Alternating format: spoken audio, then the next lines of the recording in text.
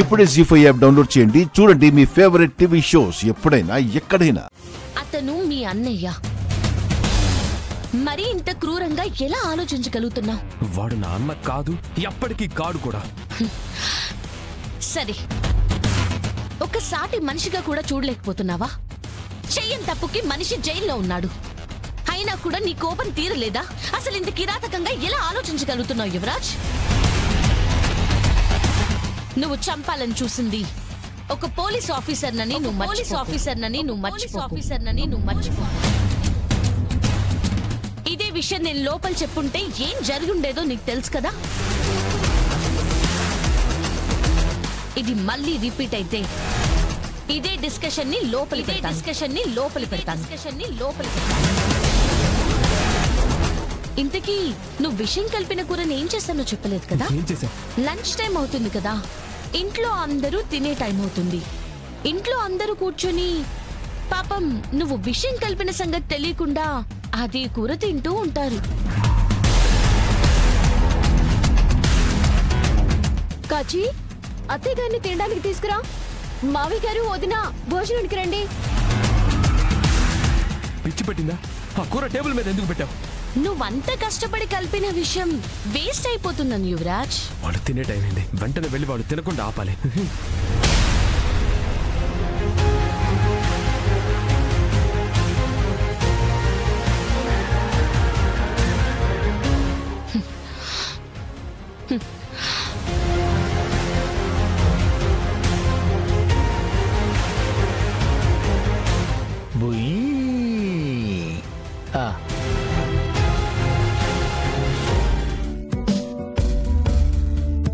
అమ్మో, ఈ తల తిక్కల ఎదవా పక్కన కూర్చోబెట్టుకున్నాడే.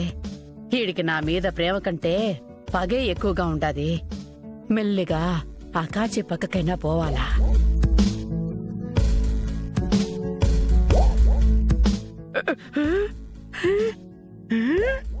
ఇంత ప్లేస్ ఇక్కడ ఉంటే ఎక్కడికి వెళ్తున్నారు అత్తయ్య? రండి, నేను కలిపి పెడతాను మీకు.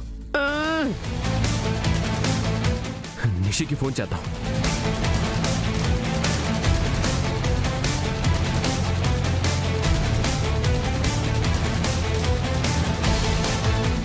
నువ్వు పిలుస్తున్నావు, జగదాత్రి ఎక్కడా? ఆవిడ గారు ఇంట్లో ఎప్పుడున్నారని ఇప్పుడుండడానికి. అయినా ఆవిడ ఉండటం తక్కువ, పెత్తనాలు ఎక్కువ కదా.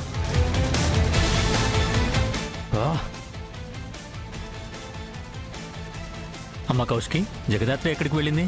కేదార్ని కలవడానికి స్టేషన్ కి వెళ్ళింది బాబాయ్, వచ్చేస్తూ ఉంటుంది. నిషి,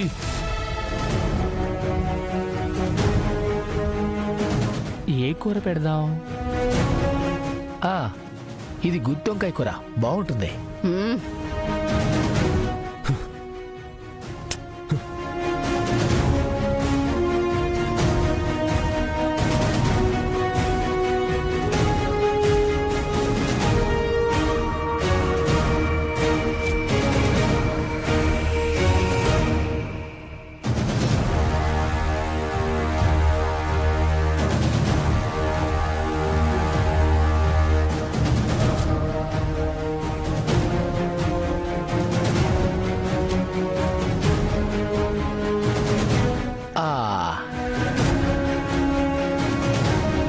తినండి అత్తయ్య.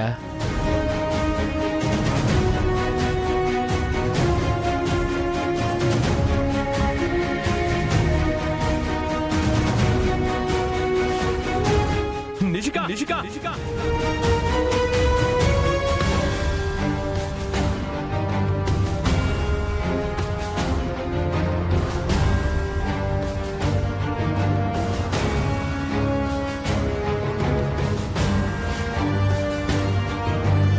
జోక్ చేసా యువరాజ్.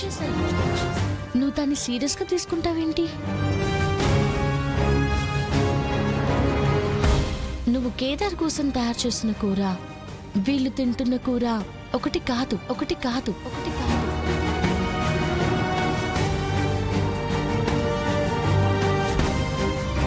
నేను తలుచుకుంటే ఏం చేయగలను అన్న క్లారిటీ నీకు రావాలని ఇలా చేశాను.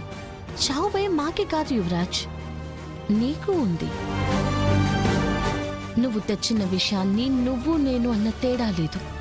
ఎవరు తిన్నా చస్తారు. ఇంకోసారి ఇలాంటి పని చెయ్యాలనుకున్నప్పుడు ఆలోచించి చెయ్యి. రేయ్, ఏమైందిరా నీకు? ఎందుకంత కంగారు పడుతున్నావు? ఎందుకు ఇలా ఉన్నావు?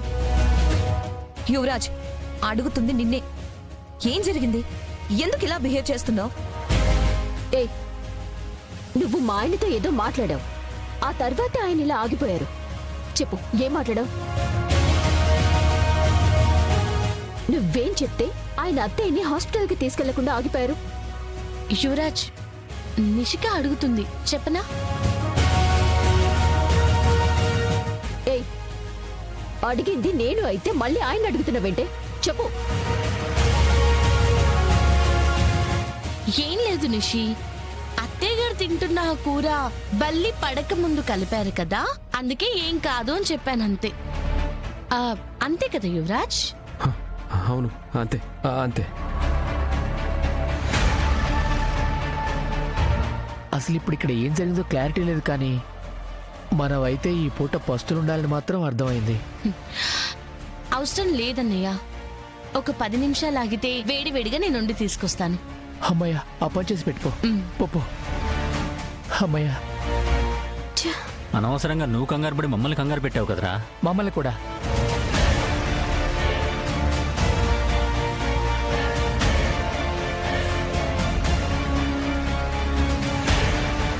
నేను వెళ్ళి సాక్ష్యం సంపాదించి నిన్ను బయటికి తీసుకొస్తాను. ఎలా దాత్రి? సీను ఇంటికి సెక్యూరిటీ టైట్ చేశారు.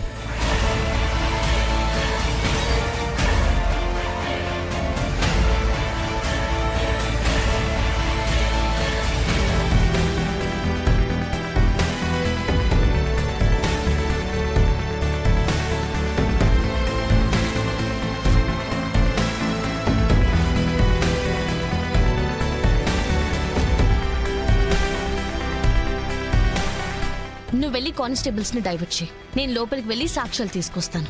Okay madam.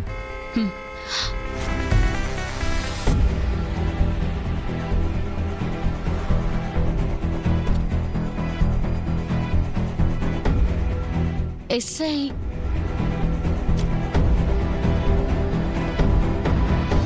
శ్రీనివాస్ ఇక్కడికి వచ్చారేంటి?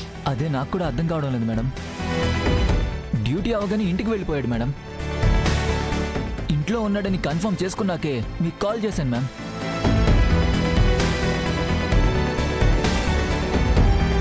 చూస్తుంటే ఇప్పుడే ఇక్కడి నుంచి వెళ్ళేలా లేడు. ఇప్పుడు ఎలా మేడం? ఇప్పుడు కానీ కేదార్ ఏ తప్పు చేయలేడనడానికి సాక్ష్యాలు తీసుకుని వెళ్ళకపోతే కేదార్కి బెయిల్ రాదు. జీ5 యాప్ డౌన్లోడ్ చేసి అన్ని ఎపిసోడ్స్ పూర్తి ఉచితంగా చూడండి.